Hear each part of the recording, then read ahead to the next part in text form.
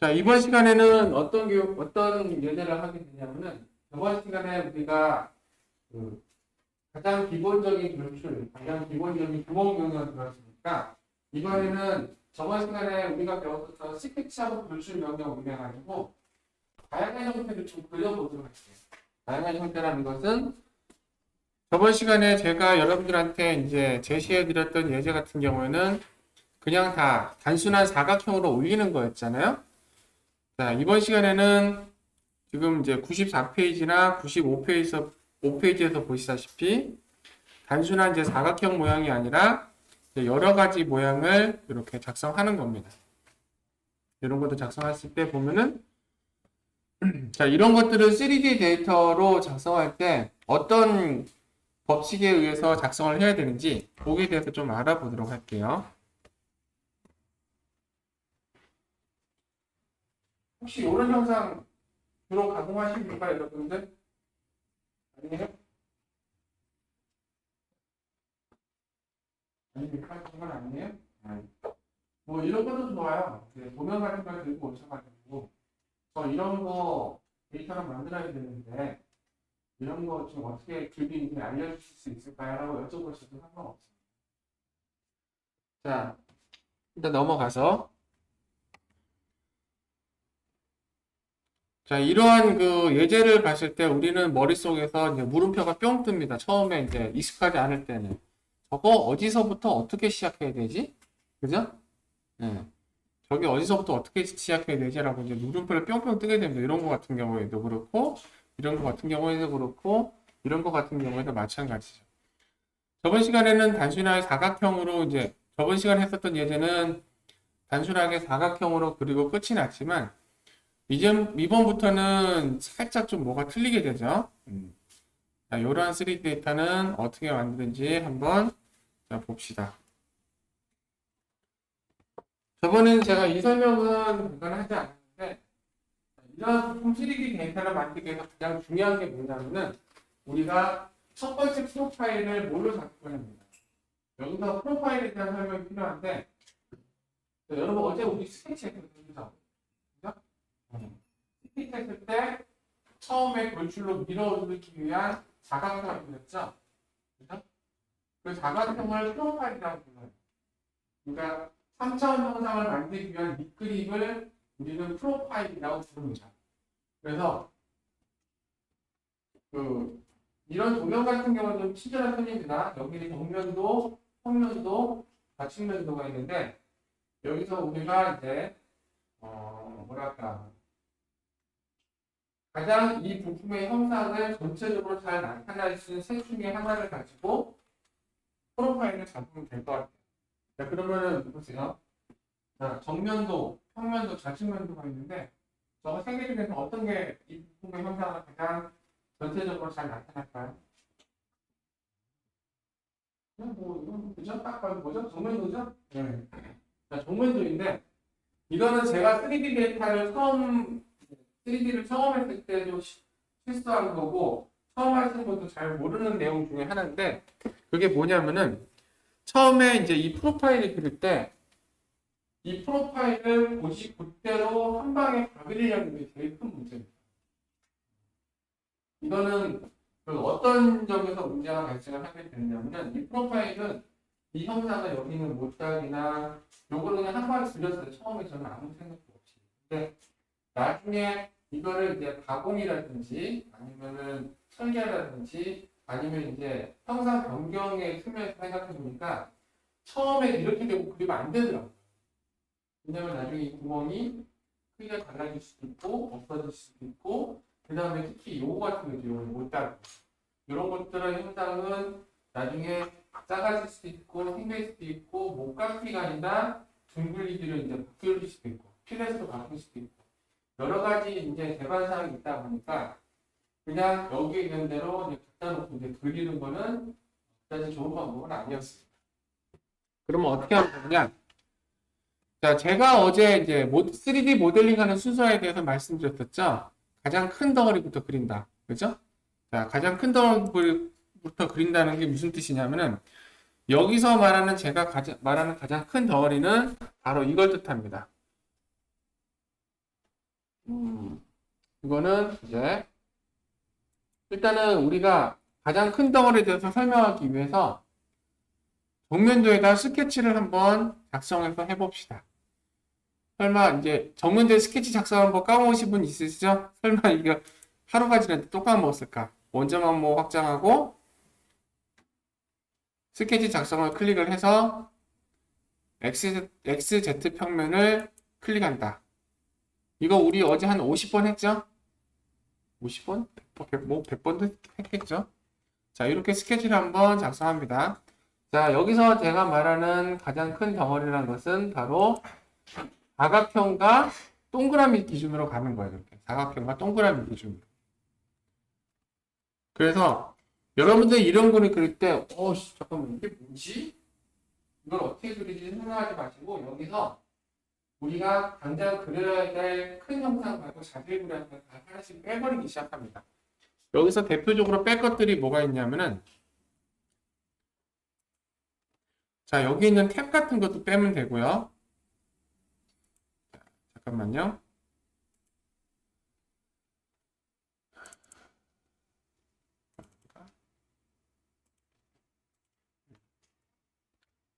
자, 요런 탭 같은 것도 빼버리면 되고요. 요것도 구멍도 뺍니다. 요것도. 구멍도 빼버려요. 그리고 여기 이쪽에 사선으로 되어 있는 거죠. 사선으로 되어 있는 거. 요 사선으로 되어 있는 거. 이것도 뺍니다. 이거는 이제 3D 데이터, 3D 데이터나 부품 모델링이나 도면에서 이거는 못따기라고 부르는데, 이거는 설계적으로 중요한 거거나 뭐 그렇지 않은 이상은 스케치에서 못따기는 완전 금지예요. 그래서 얘 빼고 얘 빼고 얘 빼고 얘 빼고 다 빼버리게 되면은 딱 뭐가 남냐면 딱 두 가지밖에 안 남게 됩니다. 뭐냐? 바로 네모 두 개만 남게 되죠. 이렇게. 그죠? 이렇게 네모 두 개만 남게 되죠? 자, 안 보이시면 이쪽에다 그려드릴게요.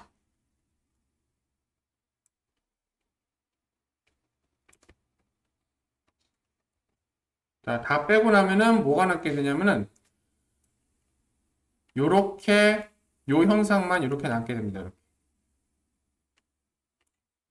그래서 우리가 가장 큰 덩어리부터 기본적으로 차근차근 그려나가는 컨셉만 유지하게 되면은 아무리 복잡한 부품이 와도 그것만 여러분들이 쏙쏙 걸러내서 하시면은 굉장히 단순하게 일이 진행이 됩니다.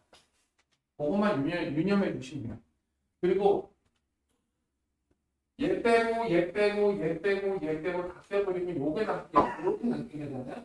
그러면 이것도 그리 어렵게 생각하실지도 모르지만 얘도 자세히 이제 단순하게 놓고 생각을 해보면은 그냥 사각형 두 개로 이렇게 단순하게 생각할 수가 있습니다. 어제 우리가 첫 번째 시간에 첫 번째로 그리기로 배운 게 뭐였죠? 사각형이었죠? 그죠?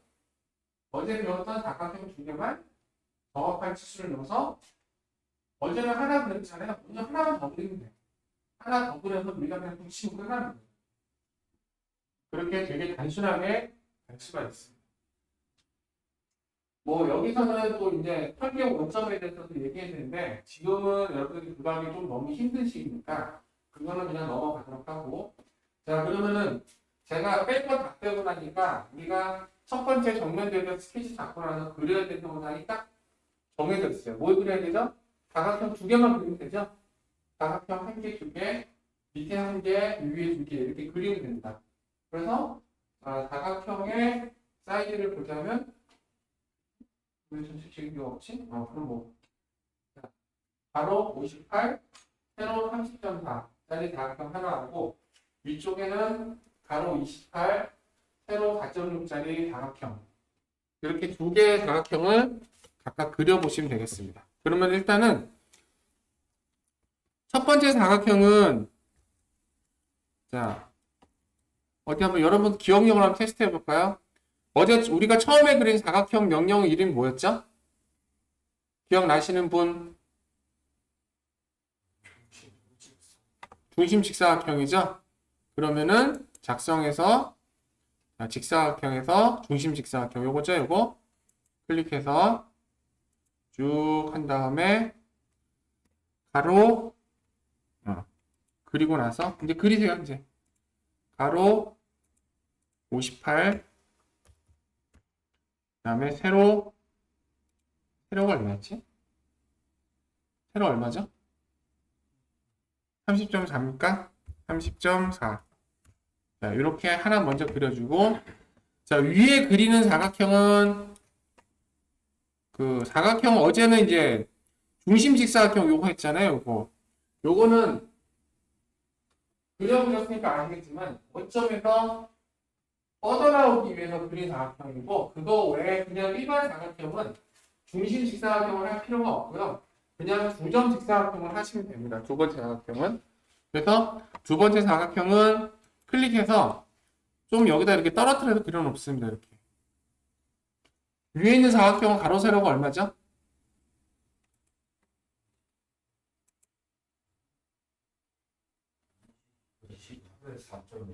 28에 4.5요? 4.6이요? 감사합니다. 자, 일단 이렇게 자, 그려놓습니다. 여기까지는 쉬울 거라고 생각합니다. 28에 보시는 분 혹시 어제 오늘 처음 오셨어요? 정확하게 어떻게 오전에 오셨나요?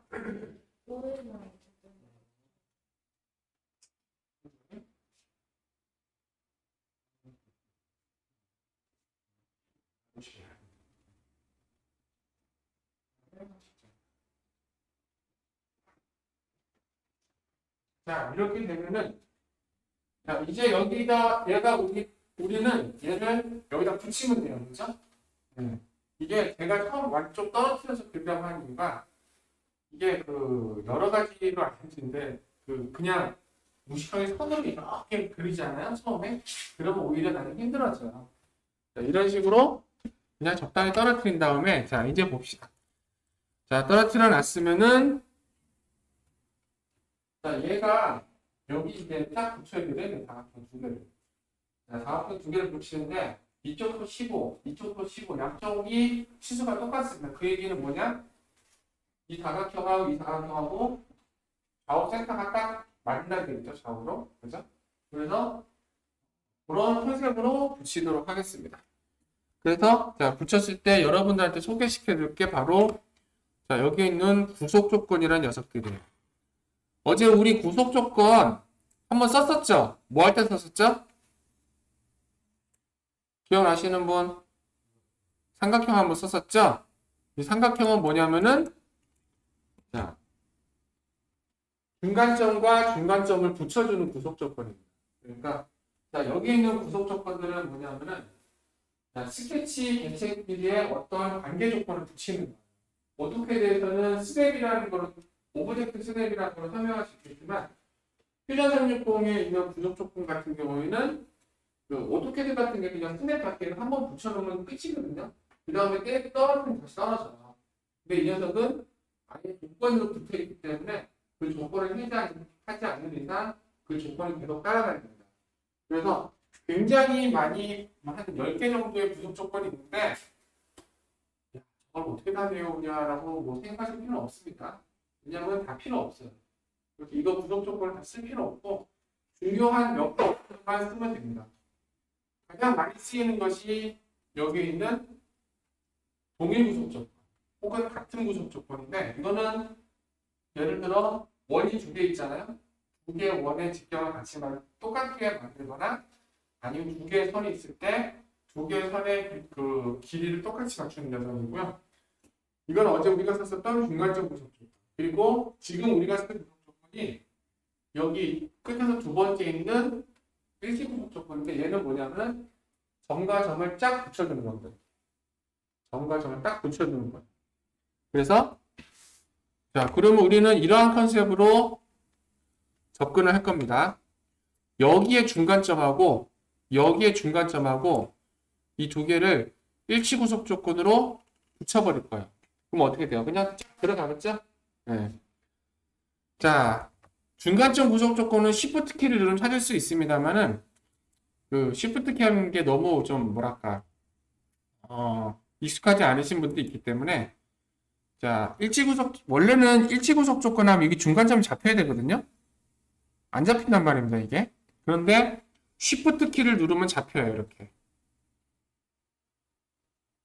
그런데 Shift 키를, 이건 되겠네 하시는 분은 Shift 키를 눌러서 여길 찍고 여기 찍어서 하시면 되고, 아니면은, 여기 보니까, 잠깐만, 나 이게, 특히 저기, 선생님 같은 경우는 눈이 안 보이잖아요. 눈이 잘 안 보이셔가지고. 이게 어떻게 해야 하시는 분은 직접 여기다가 점을 찍어 버릴게요. 우리 어제 구멍 뚫을 때 썼었던 점 명령 기억하시죠? 그죠? 자, 그래서 점 명령으로 여기에 중간점 있죠. 여기 중간점. 중간점을 찍을 때 조심하실 것은 반드시 찍으실 때 삼각형이 있죠. 삼각형이 표시될 때 찍어줘야 돼요. 그렇지 않고 허공에 찍으면은 중간점이 안 찍힙니다. 이 삼각형 표시가 보일 때 찍으세요. 반드시. 점 명령으로 자, 여기 삼각형. 요 위쪽에도 마찬가지예요. 이쪽에도 삼각형 요게 보일 때 찍어주세요. 자, 삼각형 찍어주시고 그러면은 제가 지금 강제로 중간점을 하나씩 만들어 놨습니다. 그럼 여러분들은 이제 여기 있는 일치구속 조건을 클릭해가지고 이 점하고 이 점을 찍어주시면 됩니다.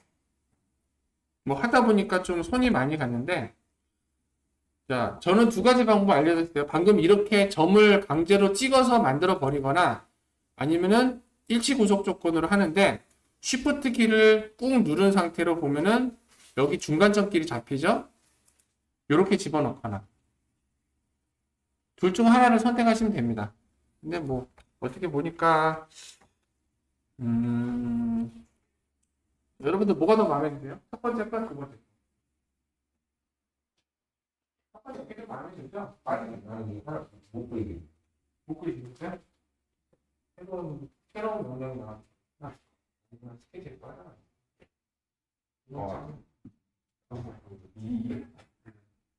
붙이셨죠? 자, 다 붙이셨으면 분출을 합시다.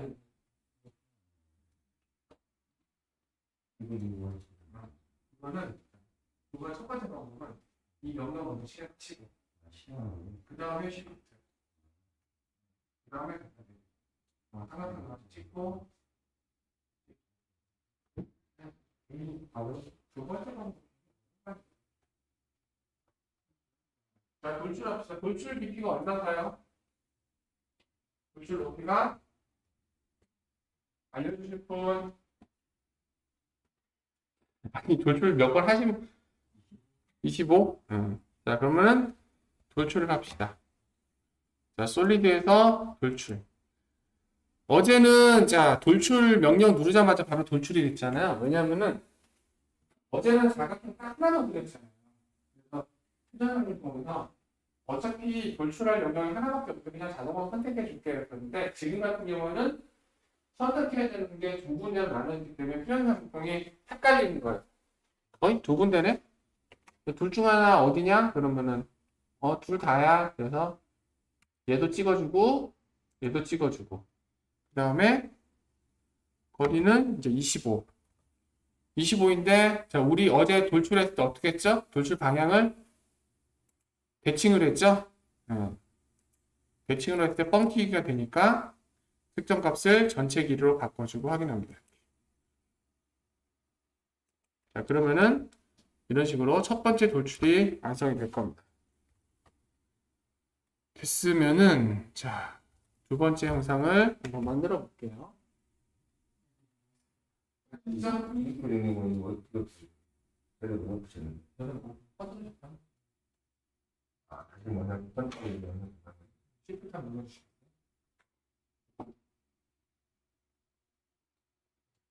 돌출. 이거 뭐를 말고 이렇게 들어갔어? 이건 선생님이 내가 요 밑에 여기 잡아놨잖아. 여기 찍으셨어. 아까 보니까 딱 거기지. 돌출 어디 왔는지 25 가야 돼. 자, 그 다음에 그려야 될 게 뭐죠? 자, 그 다음으로 큰 형상을 그려봅시다. 그 다음으로 그래프 형상은 그 다음으로 그래프 형상이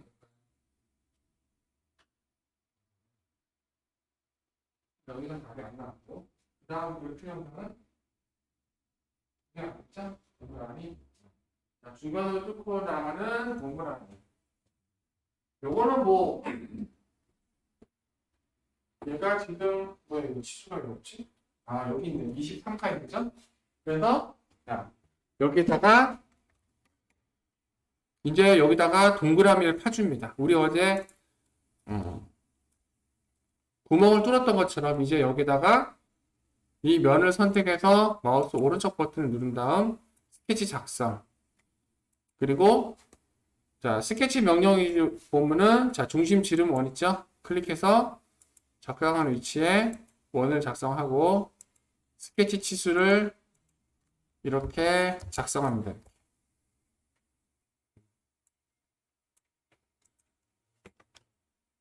자 이렇게 되면은 자 원을 그렸을 때 이 원의 위치도 중요합니다. 이 원의 위치도 이제 도면을 보시면 아시겠지만 어떤 컨셉이죠? 자 여기 있는 치수를 보시면 아시다시피 위쪽에서 11.4만큼 내려오고 그 다음에 이쪽으로는 완전히 센터에 있습니다. 이렇게. 완전히 센터에 있죠. 자, 이럴 때는 자, 여러 가지 방법이 있는데 지금 여기 센터가 있죠, 이거? 근데 센터를 여기다 맞추면 안 돼요. 왜냐면은 요 센터하고 정중하고 안 맞거든요. 여기 보면 11.4 여기 그러려면 여기가 11.4가 나와야 되는데 이게 11.4가 안 나온단 말입니다. 그래서 이거는 위로 약간 떨어져 있는 걸 알 수 있어요. 자, 그래서 치수 명령으로 일단 여기서 여기까지 11.4.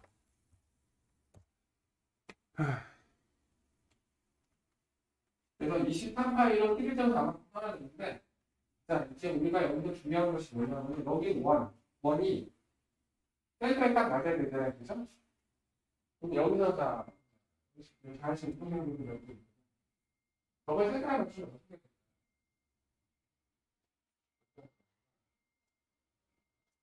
아, 여기 맞춰? 맞췄냐?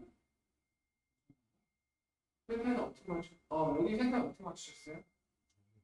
저걸로. 치수 너무 낮아. 아, 넘긴데.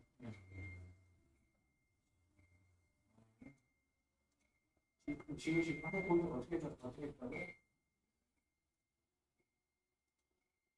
지금요?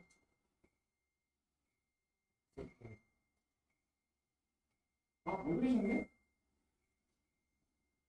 모르겠구나. 센터 안 맞추려고 했죠.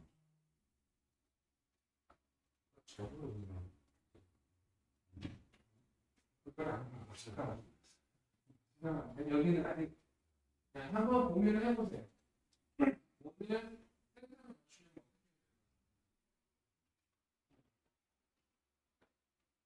치수로 맞추는 게 잘 안 되고.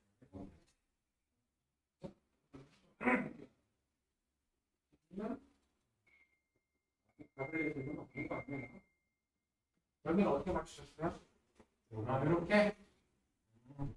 어려운 방법이긴 한데. 여기 똑같이 맞췄네. 자, 얘를 이제 어떻게 좌우로 이제 흐트러지지 않게 맞출 수 있냐 하면은 쫙쫙 이렇게 가잖아요. 자, 어떻게 좌우로 흐트러지지 않게 맞출 수 있냐면은 여기서 있는 수평 수직 구속 조건을 쓰는 겁니다. 요거는 컨셉에 따라서 많이 쓰기도 하고 많이 쓰지도 않는 많이 쓰거나 아예 안 쓰는 명령이기도 한데 이 수직 수평 구속 조건은 뭐냐면은 기본적으로는 이렇게 대충 수평하지 않는 선을 수평하게 만들거나 혹은 수직하지 않게 돼 있는 선을 수직하게 만드는 거예요. 근데 이 녀석이 이제 숨겨진 기능이 또 하나 있는데 뭐냐면은 자, 두 개의 점을 이거 보이시죠? 자, 여기 있는 두 개의 점을 수평 정렬시키거나 혹은 이게 수직 정렬시키거나 수평 정렬시키는 역할을 가지고 있습니다. 수직권이 그래서 여러분들은 뭘 해주시면 되냐면 이렇게 하시면 됩니다.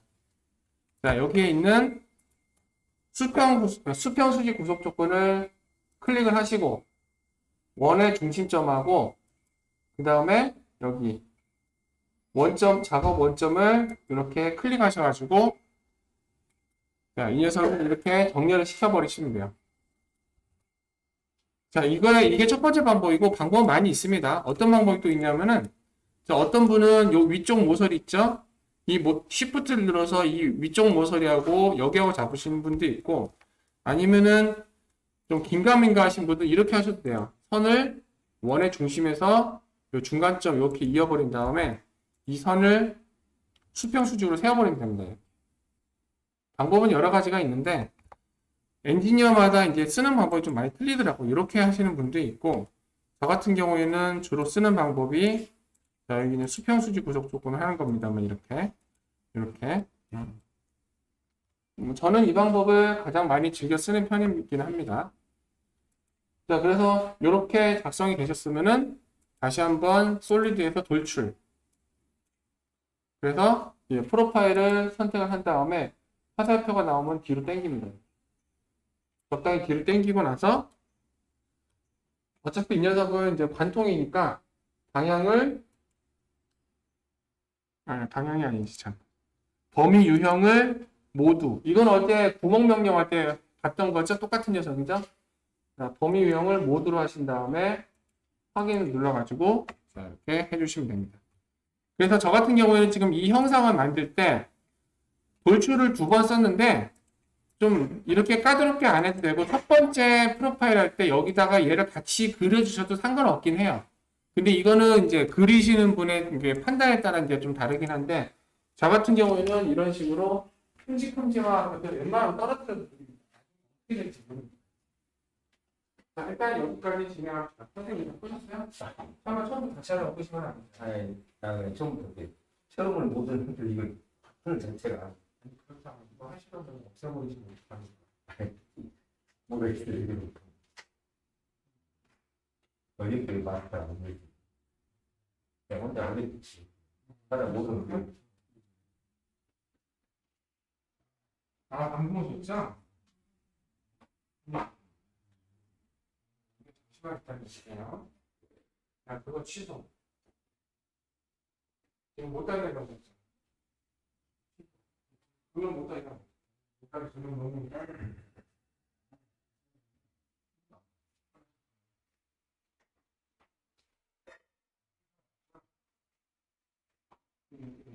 거기는 거기는 마음만 했어. 두 번째 같은 스피치는 우리가 이 형상을 형상을 하나 몇 가지 풀어주시면 처음에 X를 스피치 정도 그때 저거 여기서 요즘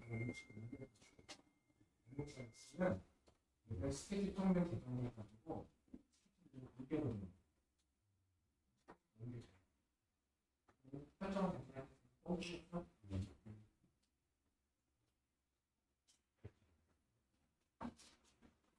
자, 성격 급하신 분들이 있는데 못하게 해주고 넘어가요. 자, 여러분 제발 스케치 못하게 해요. 못하기는 사실은 여기서 저희 이 못하기 있잖아요. 설계 중요도가 맨 끝판이기 때문에 그냥 뒤로 밀어버리거든요. 웬만하면. 근데 지금 급하셔가지고 못하게 먼저 하시는 분이 있으니까 못하게 먼저 하고 넘어갈게요. 자, 어제 제가 못하기에 대해서 언급을 했었는데 기억나시는 분 있으실지 모르겠네요. 저의 1원칙은 똑같습니다. 절대 스케치에서는 못하기하고 못깎기를 하지 않는다. 여기 있는 이제 스케치 항목에 있는 못하기하고 못깎기 있죠, 이거.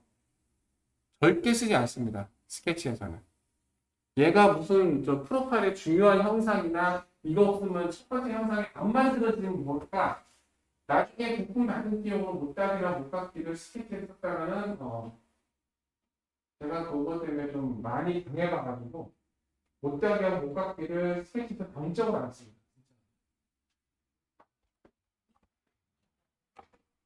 자, 그러면 어떻게 하느냐?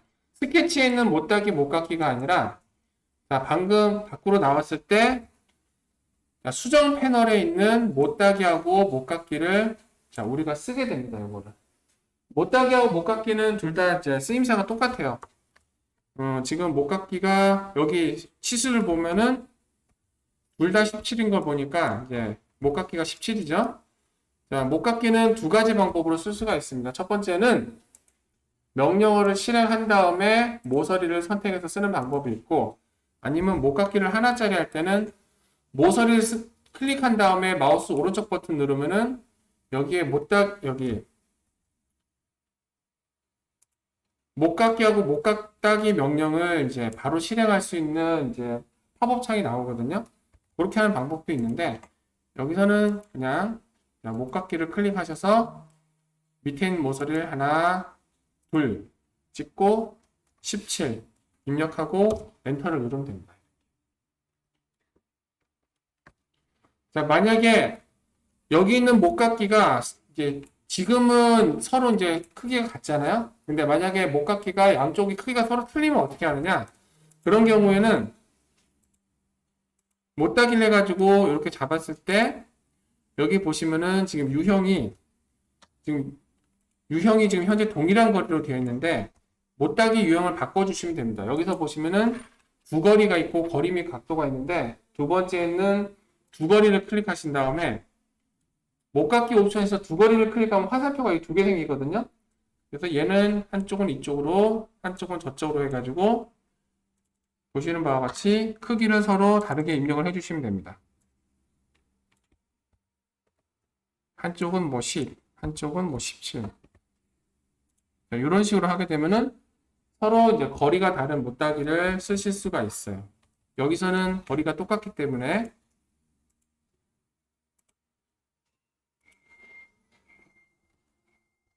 자, 동일한 거리를 해서 17로 바꿔주고 자, 이렇게 못따기를 진행을 합니다.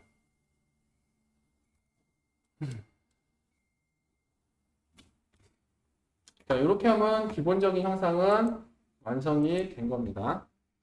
그리고 뭐 하는 김에 마무리하고 좀 끝낼까요? 자, 여기 있는 저기 구멍 있죠, 구멍. 구멍을 어제 많이 해보셨을 테니까 요거는 별다른 설명 없이 넘어가겠습니다. 단, 구멍 같은 경우에는 어제 우리가 했었던 것은 구멍 하나짜리 뚫는 거하고 구멍 두 개짜리 뚫는 걸 했었잖아요. 그런데 지금은 구멍 네 개짜리 뚫는 걸 하게 되죠. 4개짜리 구멍을 뚫는 걸 할 때 스케치는 자, 하나짜리 구멍을 뚫을 때는 점 하나 찍으면 됐었고 그 다음에 2개짜리 뚫을 때는 선을 그리면 됐었잖아요. 저렇게 정렬되어 있는 4개짜리 구멍을 뚫을 때는 사각형을 그려주면 됩니다. 자, 우리가 처음부터 썼었던 중심 직사각형 명령으로 클릭해서 쭉 나가요, 이렇게. 그리고 한쪽 치수들만 이렇게 줍니다. 치수가 안 먹지?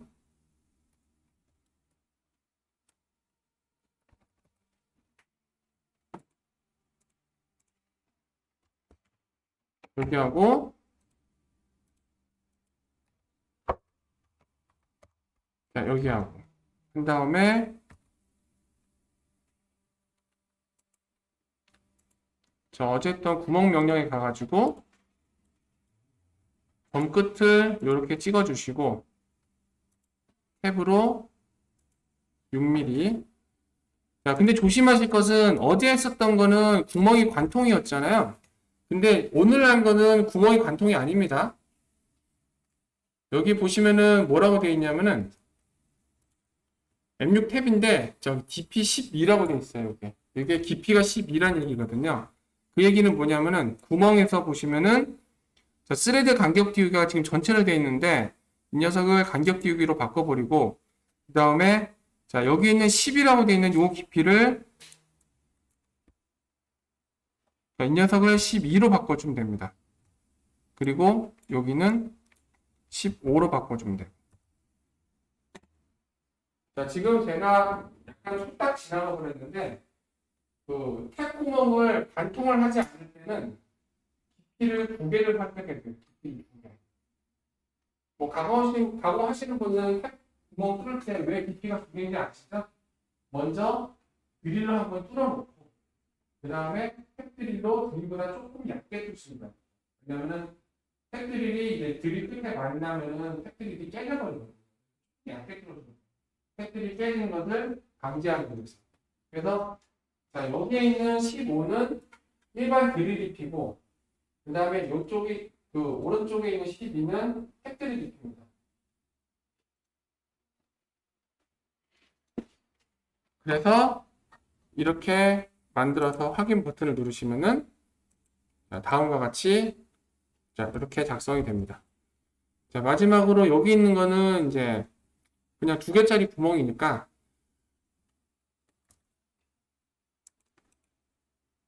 여기다 스케치 작성하고 자, 2개짜리 선은 어제 배웠었죠? 2개짜리 점은 자, 선을 그려서 34 그리고 어제 삼각형 이걸로 중간점으로 여기다 집어넣고 그 다음에 구멍 명령으로 점 하나, 점 2개 얘를 찍어주고 얘는 탭 드릴이 아니라 일반 구멍이고 그 다음에 6에 10이니까 깊이는 10이고 직경은 6이고 자, 이렇게 하시면은 자, 여기 도면에 나와 있는 부품 가공이 마무리가 됩니다.